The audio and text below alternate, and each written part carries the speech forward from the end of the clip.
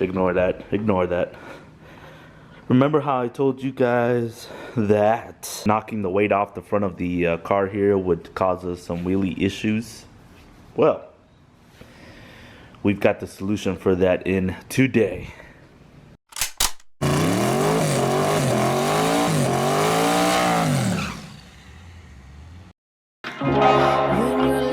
When you're lost, take your trust. That's me.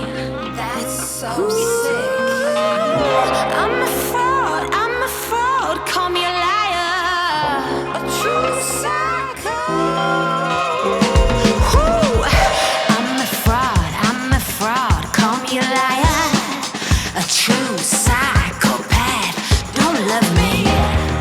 We have ourselves a front set of Menser front coilovers to replace the front Viking coilovers that we've had on the car for so long.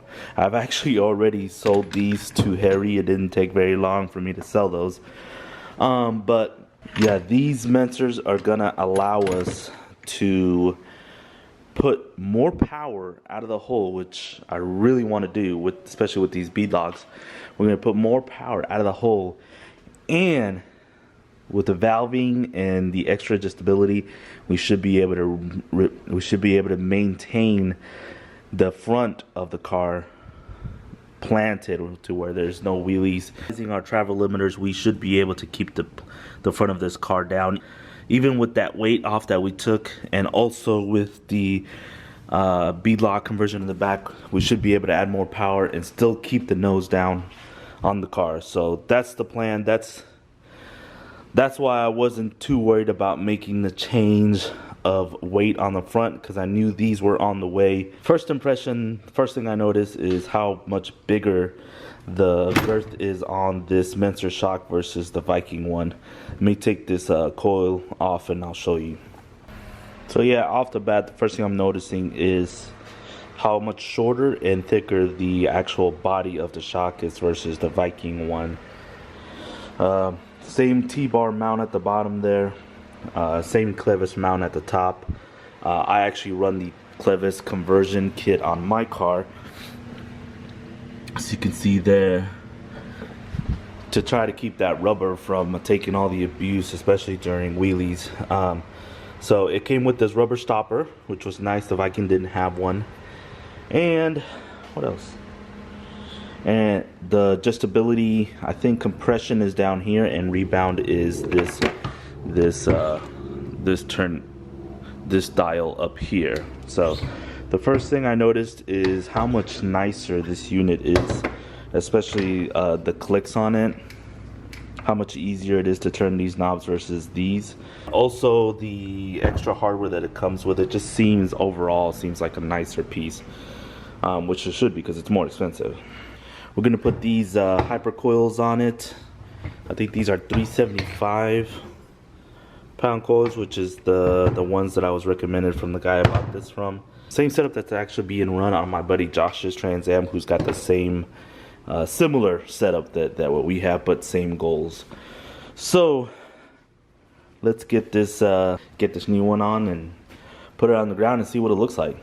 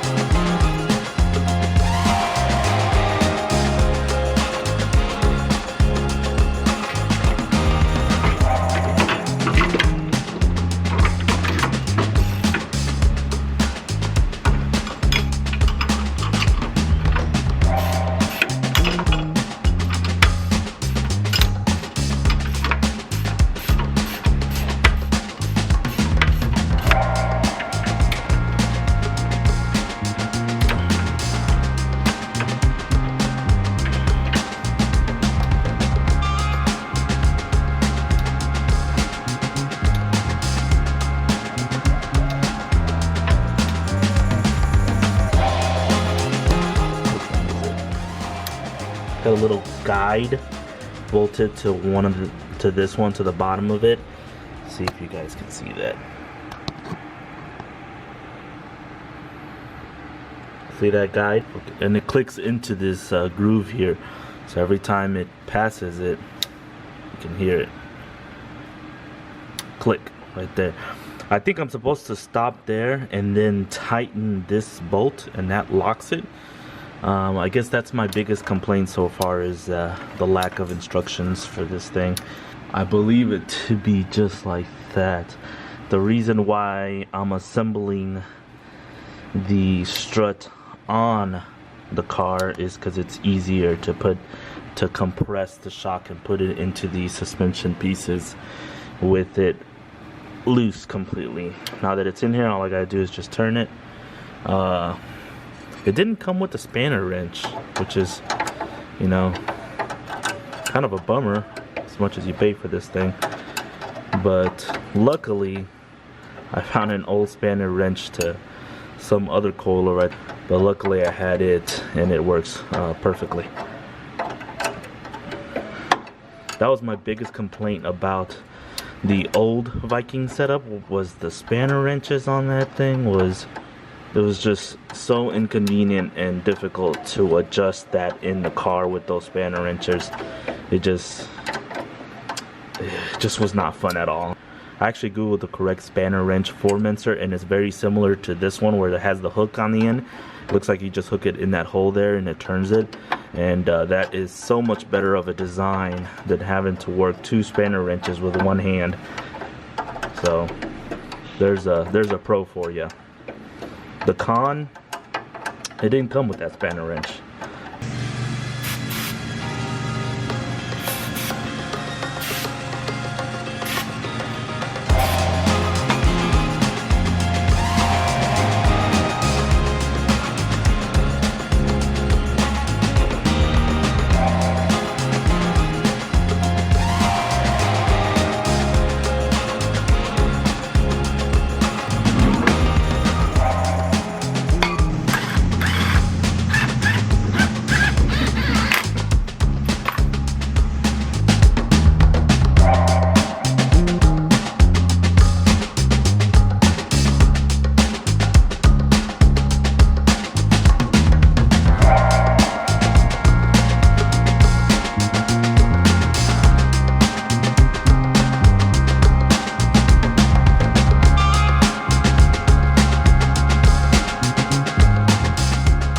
Car's been sitting for a little bit already, but I think I like where it's at. It's not completely bottomed out. It's got some gap, but I think this is where I'm gonna leave it.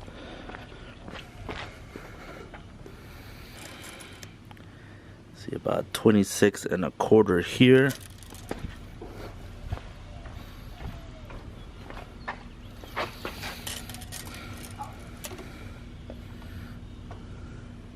About 26.